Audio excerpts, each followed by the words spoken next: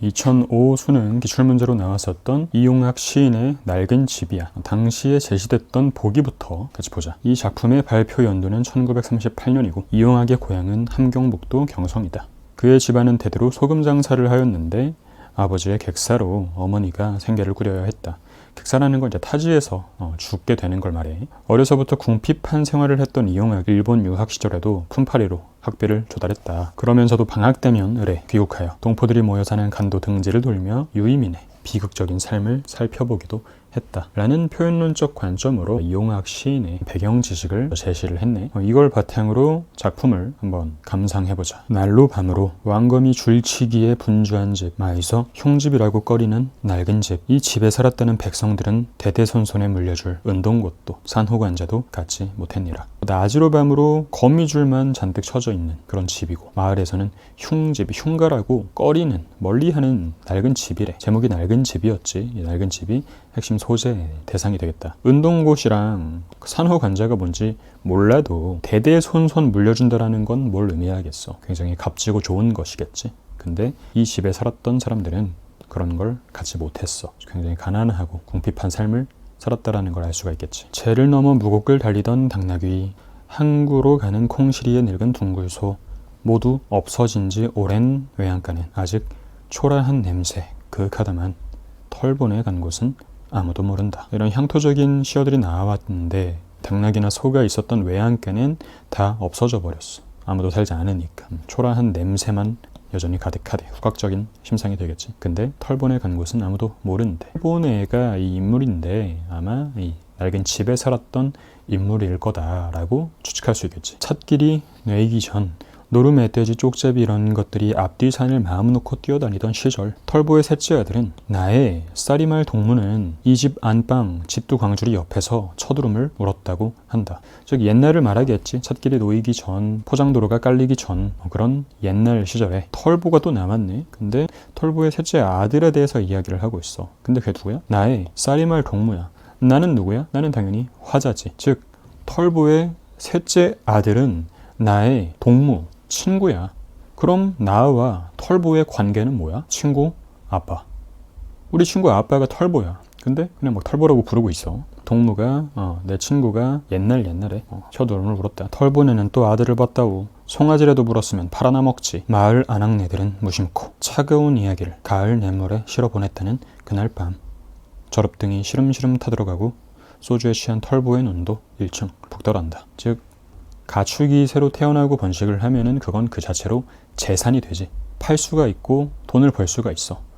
하지만 이 셋째 아들이 태어났을 때는 사람은 팔 수가 없지. 그래서 안 그래도 가난한데 입이 하나 늘었다라는 건 더더욱 궁핍해질 수밖에 없겠지. 가뜩이나 힘이 든 상황에서. 그래서 이 마을 아낙네들의 뒷담화지 그런 부분을 직접적으로 인용을 해서 이런 차가운 이야기를 보여주는 거야. 그때 그럼 털보는 가장이잖아. 마음이 어땠겠어? 왜 소주에 취했고 눈도 붉겠어. 굉장히 근심과 걱정이 많겠지.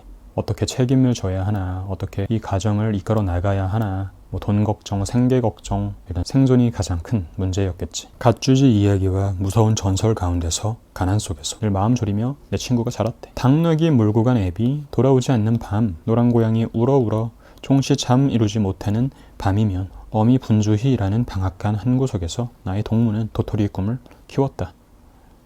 그럼 이 당나귀 몰고 간 애비는 누구를 말하겠어? 털보겠지. 털보는 왜 돌아오지 않았을까? 죽었을까? 보기에서 봤던 대로 객사했을까? 정답은 알 수가 없다. 그냥 돌아오지 않는 밤이야. 외출을 했을 수도 있고 일을 하러 갔을 수도 있고 알 수가 없다. 그냥 돌아오지 않는 밤까지야. 그런 밤에 엄마가 일하는 방앗간 한 구석에서 내 친구가 지냈다 까지만 우리가 알 수 있는 거야. 그 이상의 판단을 하지 않도록 주의해야 한다. 그가 9살 되던 해 사냥개 꿩을 쫓아다니는 겨울, 이 집에 살던 7식솔이 어디론지 사라지고 이튿날 아침 북쪽을 향한 발정만 눈 위에 떨고 있었다. 내 친구가 9살이 됐을 때 겨울인데 7명의 식구가 살았나 봐. 내 친구가 셋째라고 했으니까 아니면 털보의 부모님이나 그 밑으로 더 있었을 수도 있고 그 7명의 식구가 하루아침에 사라진 거야. 북쪽을 향해서. 이런 걸 전문용어로 뭐라고 한다? 야반도주. 밤에 도망간 거야. 왜? 보통은 이제 빚이 너무 많아서 갚을 길이 없기 때문에, 독촉에 시달리기가 너무 힘드니까, 아니면 여기서는 더 이상 생계를 이어나갈 수가 없기 때문에 다른 곳으로 향한 거라고 볼 수가 있어. 이때 당시 역사적 배경을 보면 뭐 간도나 만주나 이런 곳으로 타지로 떠나기도 했었지. 덜어는 오량 쾌령 쪽으로 갔으리라고, 덜어는 아라사로 갔으리라고. 이웃 늙은이들은 모두 무서운 곳을 짚었다. 털보네가 어디 갔는지 말 안 하고 떠났을 테니까 그냥 아까 그 아낙네들처럼 이 사람들은 추측을 하고 있는 거지. 지금은 아무도 살지 않는 집, 마에서 흉집이라고 꺼리는 낡은 집, 계절마다 먹음직한 열매 탐스럽게 열던 살구, 살구나무도 글거리만 남았길래 꽃피는 철이 와도 가도 뒤울 안에 꿀벌 하나 날아들지 않는다. 지금은 아무도 안 살아. 마에서 흉집이라고 꺼리지. 아까 시작이랑 비슷하지 이런 거야. 계절마다 먹음직한 열매와 살구가 10던, 이 관형사형 어미 던이 나오면 그 자체로 과거 회상이라고 볼 수가 있다고 했지. 이 작품은 지금 내가, 화자인 내가 털보 가족에 대한, 내 친구 가족에 대한 이야기를 회상하는 구성으로 되어 있지. 그 살구나무도 이제 밑둥만 남은 거야. 그래서 다 잘리고 앙상하고 열매가 열리지 않겠지. 그래서 꽃피는 이런 계절이 와도 꿀벌 하나 날아들지 않는 아주 공허하고 생명력이 없는 그런 모습이라고 볼 수가 있겠지. 05 수능 실제 기출 문제에서 17번 문제에 2번 선지야. 맨 처음에 봤던 그 복이 있었지. 그 복이 문제인데 이 선지가 적절한지 적절하지 않은지 한번 판단을 해보자. 이때 당시에 정답률이 굉장히 낮았던 선지야. 당나귀 몰고 간 애비 돌아오지 않는 밤이라는 식구. 아까 봤었지. 이때 시적 화자의 아버지가 객사했나? 시적 화자는 누구였지? 털보의 아들이었나? 나였지.